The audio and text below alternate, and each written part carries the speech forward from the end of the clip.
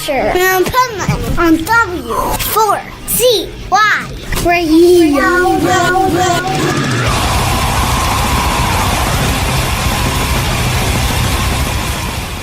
This is the Pipe Man here on the Adventures Pipe Man W4CY Radio. And once again, we have one of my favorite expert guests on this segment, Positively Pipe Man, here every Monday.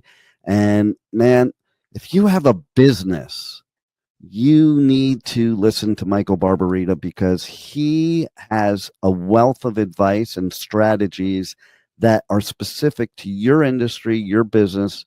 And on today's show, he's going to talk to us about the conversion formula. Now, I happen to love algebra and was very good at it, so I like formulas. Okay. So, but there's probably a lot of you say, oh, I didn't like algebra. Or I love the people that said, hey, I'm never going to have to use algebra in my life. I don't agree with that.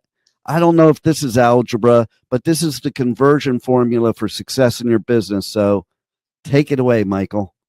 Thank you very much, Dean. Thank you again for having me. When we were doing research for our book, nothing resonated with us in terms of helping the business owner improve their messaging.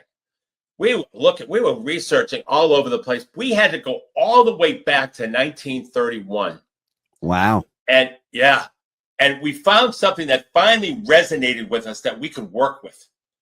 And it was what we found is that it was stated that the keys to successful marketing is that you have to get into the mind of the conversation that's taking place in the mind of the customer. Now, that's easier said than done. But the point is that that's what resonated with us. And it also, to expand on it further, to enter that conversation that's taking place in the mind of the prospect, it's based on two emotional issues. Number one is the problem they have, that the customer has, that they don't want. They have got this problem, they don't want it, they want to get rid of it. And two, the solution that they want that they can't find. So the problem that the customer has and doesn't want, the solution they want, they can't find. That's how you can enter the conversation that's taking place in the mind of the customer. So what we did is we took it one step further and we created what is called the conversion formula. Now, the conversion formula is a 4-step formula that converts prospects into whether it's prospects into your sales process or prospects into your closing process. It works the same way, but it is a conversion technique and it's a messaging strategy, which is, in my view, one of the most important things is messaging, not what platform you're on and all that. So the formula is a 4-part formula. It needs to be done in the right order, otherwise it doesn't work. Like any other formula. And it's, if you have water is H2O, 2 parts hydrogen, 1 part oxygen. If I give you 1 part hydrogen, 1 part oxygen, you don't have, I don't know what you have, but you don't have water. No. So the formula has to be followed in the exact order. And the formula starts with what we call captivate. And captivate is that problem that the customer has and doesn't want. It's that emotional first hot button. It's a headline, or it's the first thing that you say in your networking group. It's the first thing that your customer comes in, or prospect comes in contact with when they come in contact with your company. So it's that first thing. Second step of the formula is called fascinate. And that's the solution they want that they can't find. So you captivate them with the problem, you fascinate them with the solution. And then the third step is what we call educate. You see, because you use those 2 emotional hot buttons, the problem they have, they don't want, the solution they want, they can't find. Now you got their attention. Yeah. Because it's hard to get people's attention.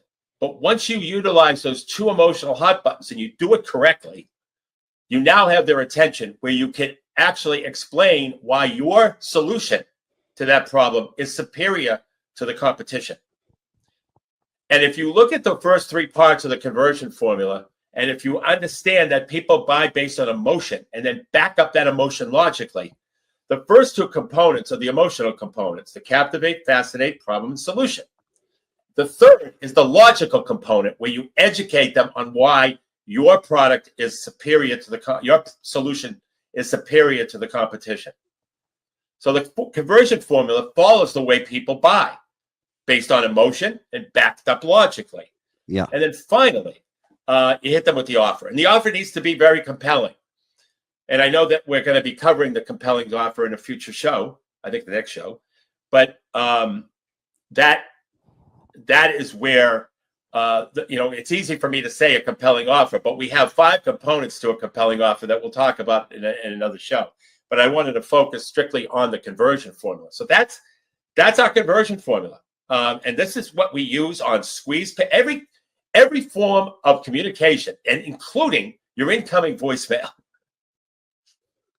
So what made you come up with this formula? Like what studies did you find out that told you these are the components that are necessary? Well, it was a potpourri of studies, but here's the thing. What we set out to do is find a way, what we think is a relatively easy to understand way of explaining to the business owner the importance of messaging, and here's how you do it. That, I think, was really, that's the crux of it. We went deep into a lot of, and like I said, I had to go back to 1931. I couldn't find anything that resonated. Wow. With our thought process of trying to help a business owner understand that messaging is the critical component, and how would they go about messaging? Is there a simple way to do it? And that's where we came up with the conversion formula. And how many people do you run into in your career that really don't even know what their messaging is? What we found, Dean, is that 95% of business and financial strategies used today are identical to your competition, and they don't work.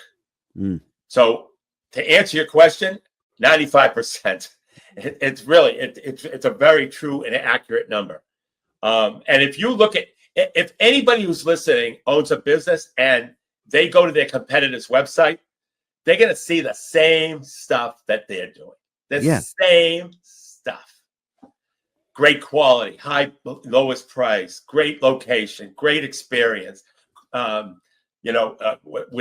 family owned, all that stuff that the customer really doesn't care about. They care about solving their problem.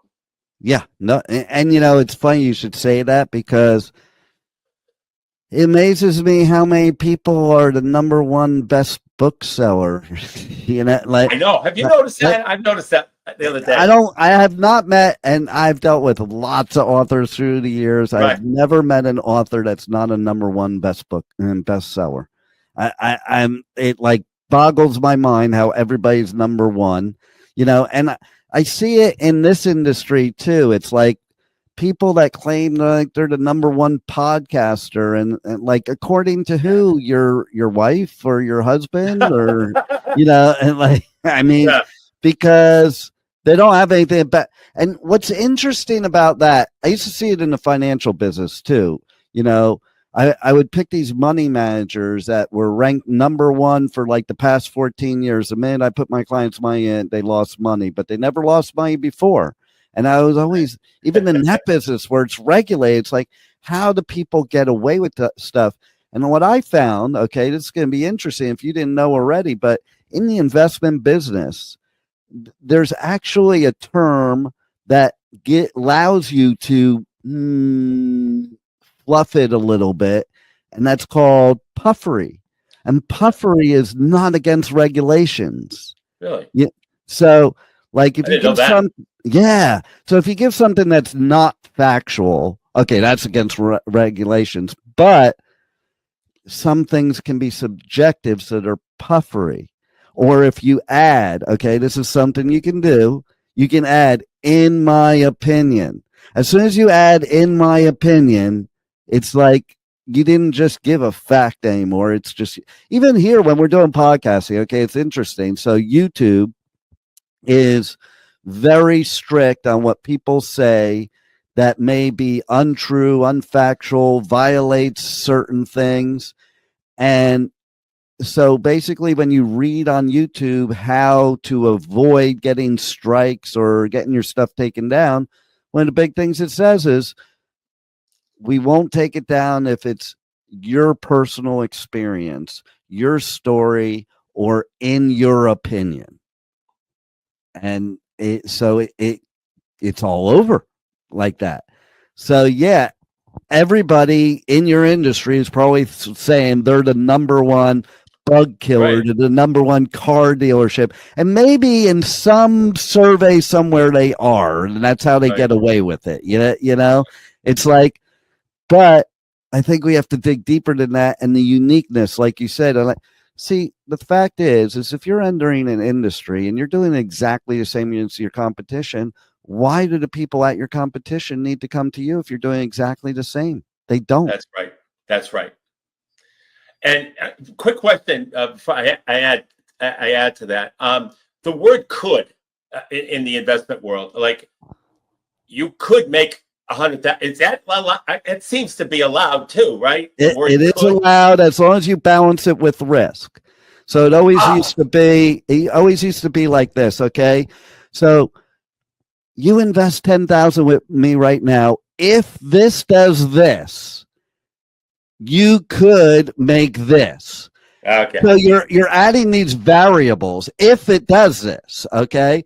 But then you also in that business have to go to the other side and say, but understand that, you know, without risk there is no reward, and so you could also lose your money, you know. But going back to one of your steps, the offer, this applies to financial business totally because I did it a million times. Okay. So if I could tell you that you could risk $10,000, yeah, and you might lose it all, but you wouldn't lose more than 10,000. But Right. if this did this, you could make 50,000. Would it be worth it to you to risk the 10,000 to make the 50,000?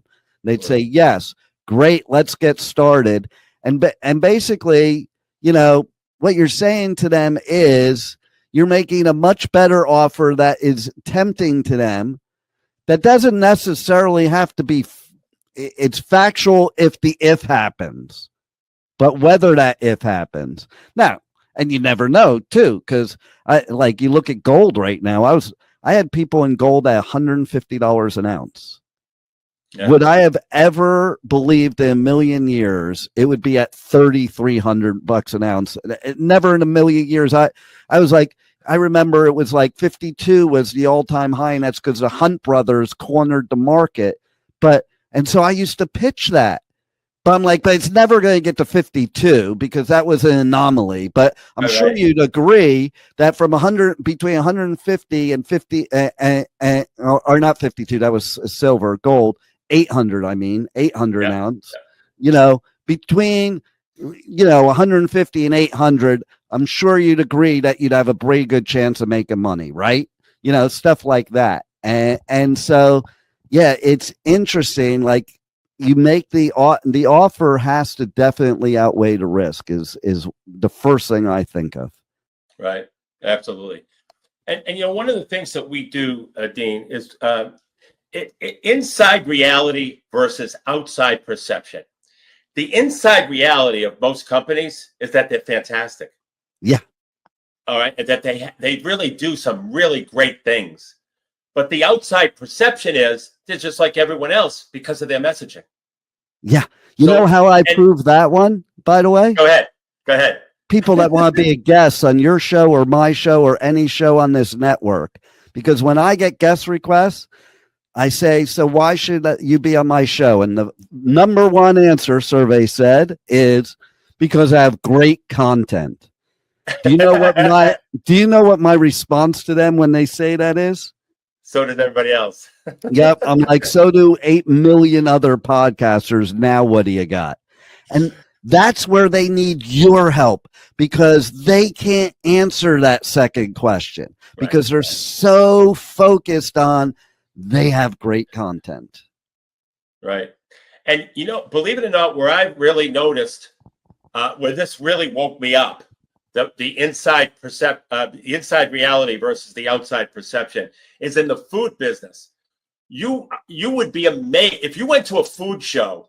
You would be amazed at the deliciousness of all these unknown food brands. It's unbelievable. Okay, Right. unbelievable. The greatest sausage in the world is not in your grocery stores. It's in these small little mom and pop companies. And when I said, man, the inside reality there is that they got something fantastic, but the outside perception is they're like every other sausage or whatever. Exactly. 100%. So how do people reach out to you to find out more about this aspect of it, and basically how they can talk to you to strategize for them to have the things that they need in their business? In other words, present you with the problem and you help them find the solution. Excellent. Yes. So what we do, Dean, is a little different than most. We help. We ask people to participate in a book interview, because we're always updating our book, because business is always changing. You know, a couple of months ago, we were talking about high interest rates and inflation, and we still are to a degree, but we're also adding tariffs to the mix. So because of that, we believe our strategies work in any economic environment, but we'd like to constantly get industry information to prove what we already know. Yeah. So we ask people to, I'd love to interview any business owners that's listening for the next edition of my book. Just go to nextstepcfo.net/contact and fill out the contact form. And in the message section, just put book interview, and I'll send you a calendar link. And the way the book interview goes is it's 60 minutes on Zoom. I present strategies for my book. I ask you what impact that strategy would have for business owners who would implement it in your industry, mostly an industry perspective. And then I document it for the book, and that's it. And I promise you this, you'll learn business and financial strategies through that book interview that your competition isn't doing. I love it. I love it. And you even have a free, the current version of the book, free to download for people, and free advice on your podcast, radio show. Tell everybody about that and how to connect. Nextstepcfo.net to download the book. It's free. Also, my podcast is sitting at powerfulbusinessstrategies.com, and our show is on Mondays at noon Eastern on WC4Y.com. And my co-host and I, Chucky Obio, run that show. And I'm going to add something, because you did, when I go and I interview like rock stars and I have them do a station ID, they do something you just did. What's that? It's W4CY.com. That's right. You said WC4Y, which a lot of people I did. You did. I did. I transfer. See, I'm dyslexic. Everybody does it. And that, but I think now people are paying attention more. And they're definitely going to go to W4CY.com for your show, the same place they are right now. So they'll remember it. Well, thanks again for a great episode, a great talk, and thanks for being on the Adventures of Pipe Man. Love to be here. Thank you for listening to the Adventures of Pipe Man on W4CY Radio.